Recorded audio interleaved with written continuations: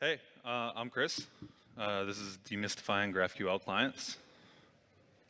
I work for Dropbox, where I do design systems and UI platform. If you know what the word design ops is, and you enjoy that kind of thing, talk to me about it later. So this is Demystifying GraphQL clients. The first thing we're going to start to talk about is what GraphQL is, and then how we can use raw string queries to actually query a GraphQL server. We'll go over a little bit about why we would use a client like Apollo or Relay, and then go over Apollo and Relay for some use cases. First of all, what is GraphQL? GraphQL is a query language for your APIs and a runtime for fulfilling those queries. It allows the client to specify exactly what they need and to get that from the server. It allows you to evolve APIs over time without versioning, and it enables powerful developer tools.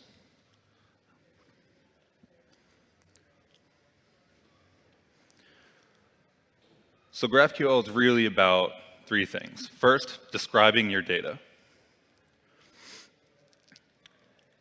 In this example, we have a type, which we can query later in our GraphQL schema. It is a well-defined type system. The client then asks for what it wants.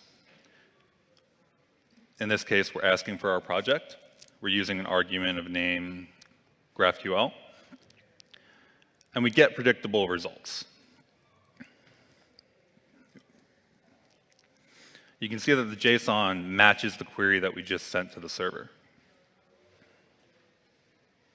So when we're querying GraphQL, we have a number of things that we need to consider. The first one, the basic one, being fields, or field subselection.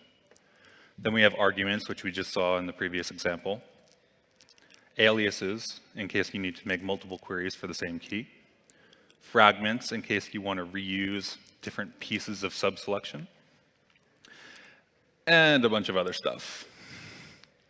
This list is kind of long. So we'll be using some examples from familiar documentation sources to go over this content.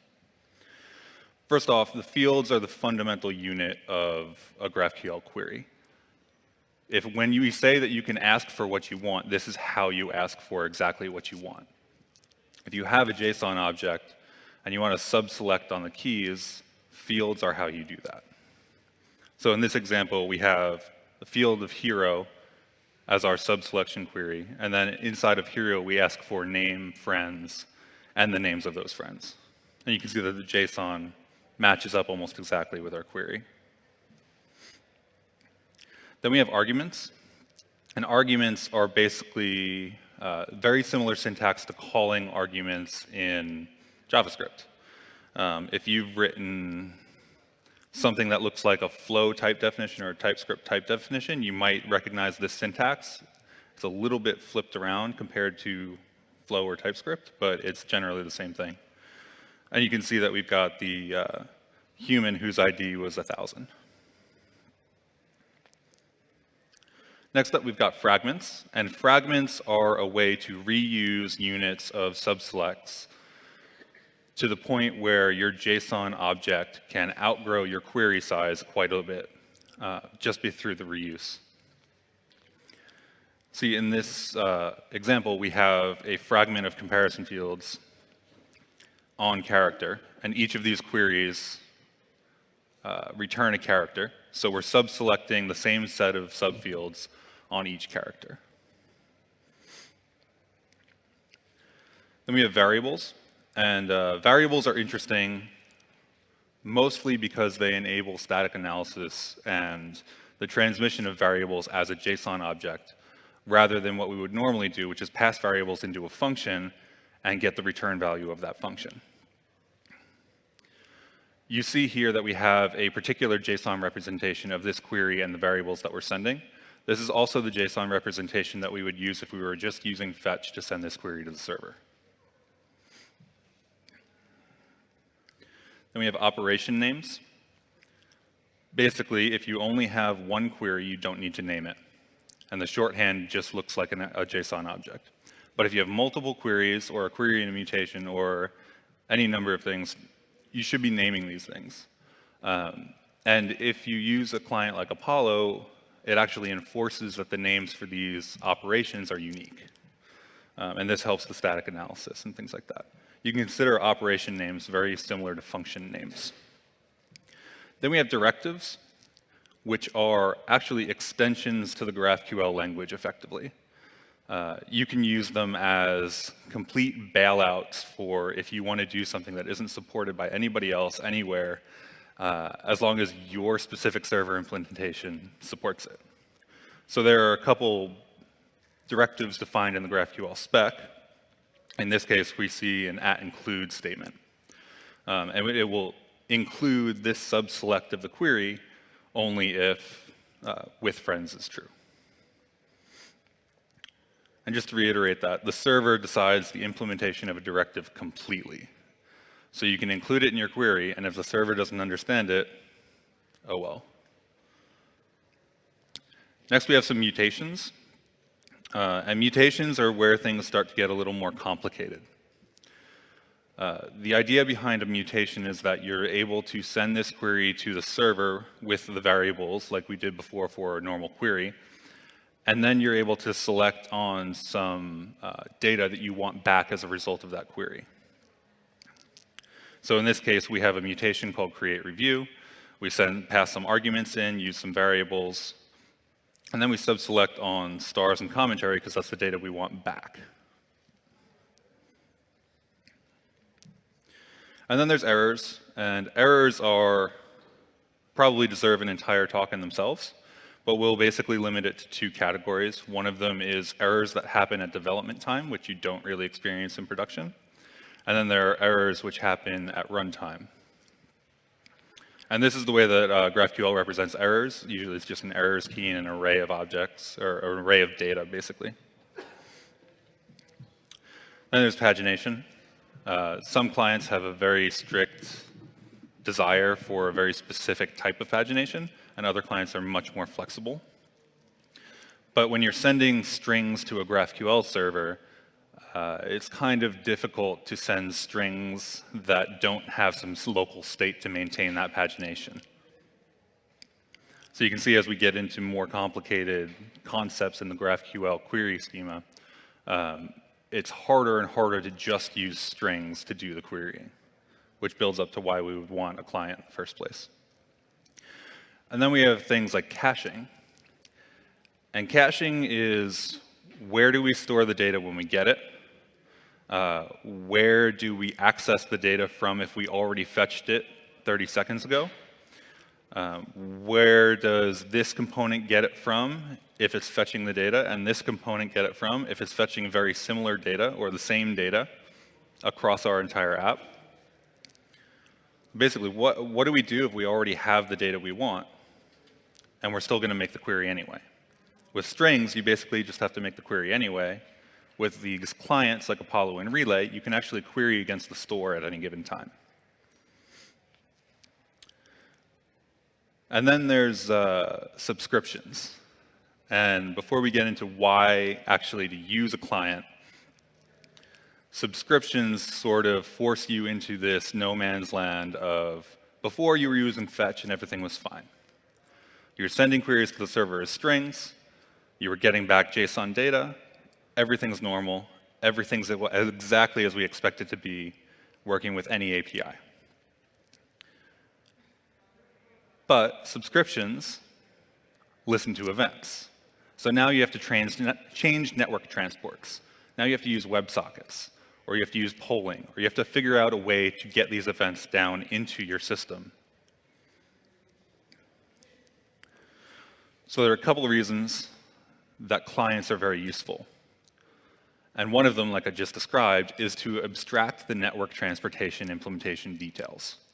And this will abstract fetch versus WebSockets for subscriptions versus queries. This will abstract where you put the headers for your authorization. Maybe you're using cookies, maybe you're not, maybe you're using a JWT, or JOD as people pronounce it. The second reason would be state consistency. And we mentioned this before in that when we have component A and we have component B and they fetch data from the same types how do we make sure that these two components render the same data when we change it later? So let's say you have a master detail list, for example. If you have a list of items and one of them is the title, right? Title maybe length to read because it's a list of blog posts. And then you have the detail, which is just the blog post with the title and the content, et cetera. And then you make a change in the detail section, you want that title to propagate to the list. Well, clients make that much easier. And then the final reason is this caching reason.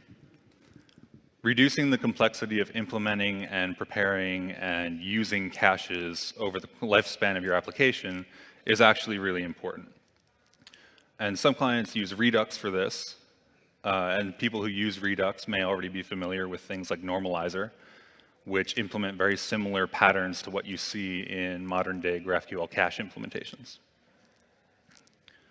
So we're going to talk about Apollo Client first. And the Meteor Development Group sponsors the building of the Apollo Client. And they describe it as the flexible, production-ready GraphQL client for React and React Native apps. And actually, Apollo itself has multiple implementations, one of which came out very recently is a Java implementation. They have Swift. You can use it with React. You can use it with Angular. You can use it as native. And we're going to go over a few of the items in this list to get a more in-depth feel for what it means to actually use and maintain your application with the client. Project goals of the Apollo client are that it's incrementally adoptable, so you don't have to rewrite your entire application from scratch. It's universally compatible, means it works with any build setup, any GraphQL server, any GraphQL schema. It's simple getting started. It's introspectable and understandable. So Apollo Client has a very rich dev tool ecosystem. It's built for interactive apps, which goes back to what we were saying before about maintaining state across components and across your server. It's small and flexible. It's under 25 kilobytes compressed. And it's community driven. It's written in TypeScript. It's built on Redux, and it uses fetch polyfill to make requests that are not subscriptions. It is very modular.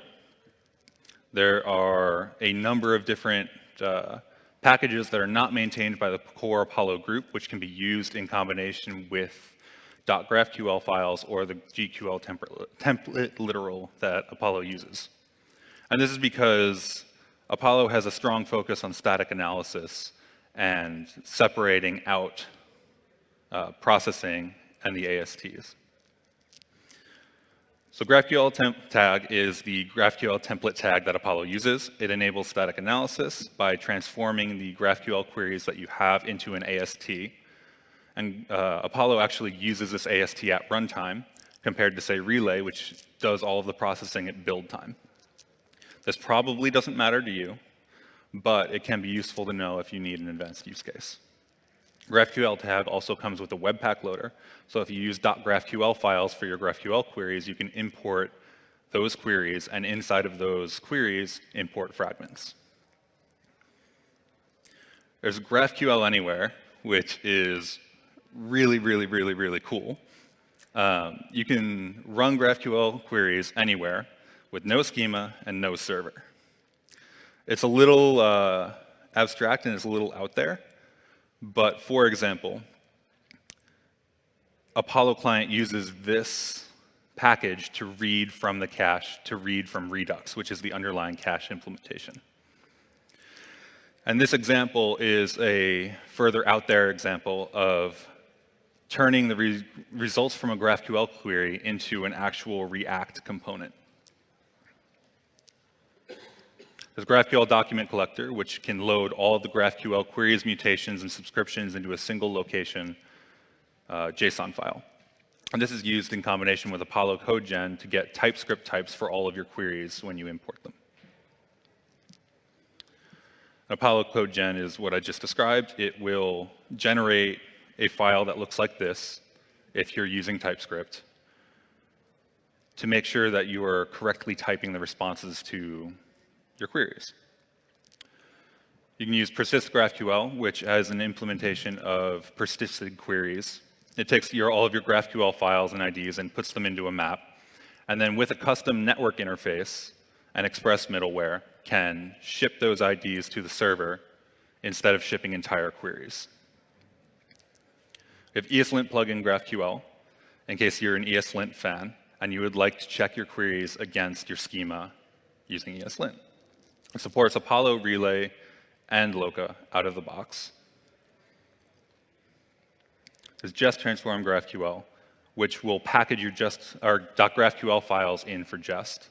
So just like we use GraphQL tag to pull these template literals around and play with the .graphql files, we can use Jest Transform GraphQL in our tests. This is a simple Apollo query. The most interesting thing is this GraphQL higher order component wrapper.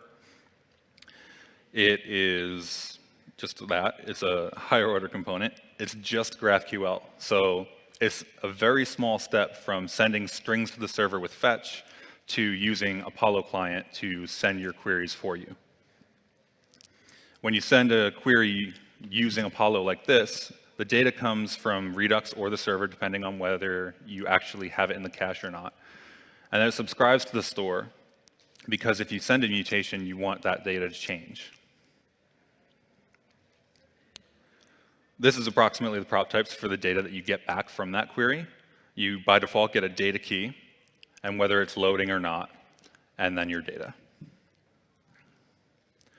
There's actually a lot that comes back, and there's a lot that comes in from these prop types, including fetch more, subscribe, and a number of other functions and methods that we won't go over. This is the expanded list of those functions that come back on the data prop. We can get the network status, for example. There are 8 network statuses, one of which is not used. Everything under 7 is the same as checking data.loading.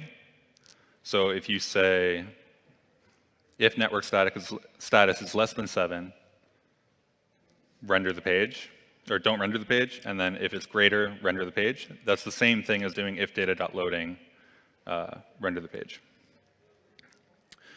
Mutation handlers are just like normal handlers.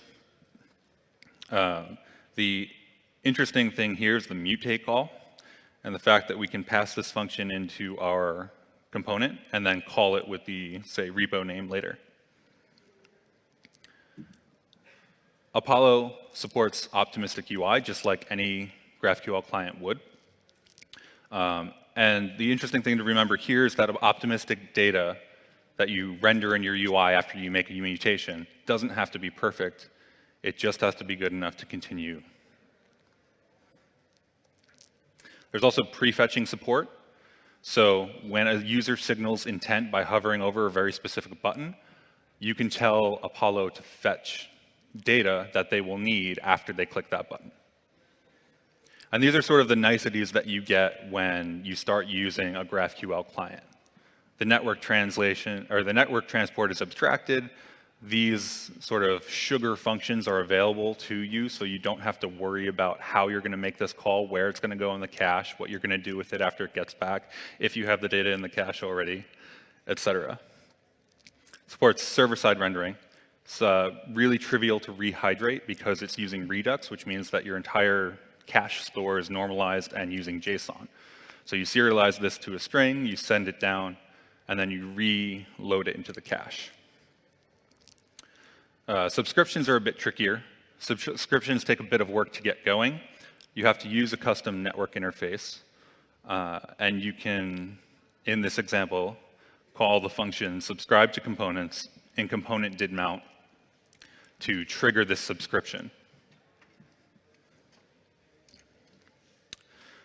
The other really nice thing about Apollo is the dev tools. And these dev tools include graphical and a number of other things that make developing with Apollo really nice.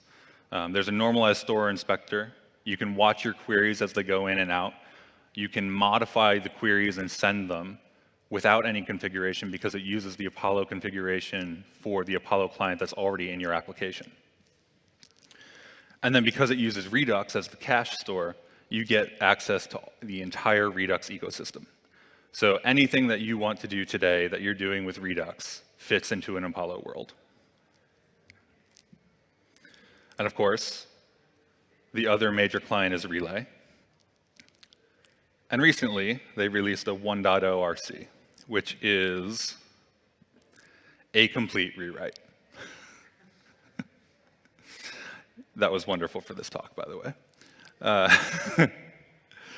Because it's a complete rewrite, they've done a very similar thing to Apollo in that they've modularized their application, and they've split it up into an optimizing compiler, the view-agnostic runtime, and the React integration layer. So like I said before, it's a complete rewrite. Some of the goals they have with this rewrite is to optimize it for low-end devices, to better support the developer experience, because previously things like mutations didn't really have a great developer experience.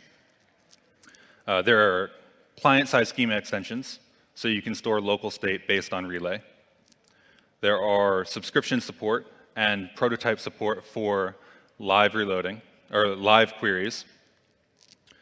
There is, very interestingly, built-in flow support. So I know you came to this talk instead of the flow talk, but if you are interested in flow, Relay now has support for generating flow types for your queries out of the box. The generated folder is where all of your data will go, all of the generated sort of types and things like that. And it's also 20% smaller than Relay Classic. To reiterate that, they've split it up into Relay Compiler, Relay Runtime, and React Relay.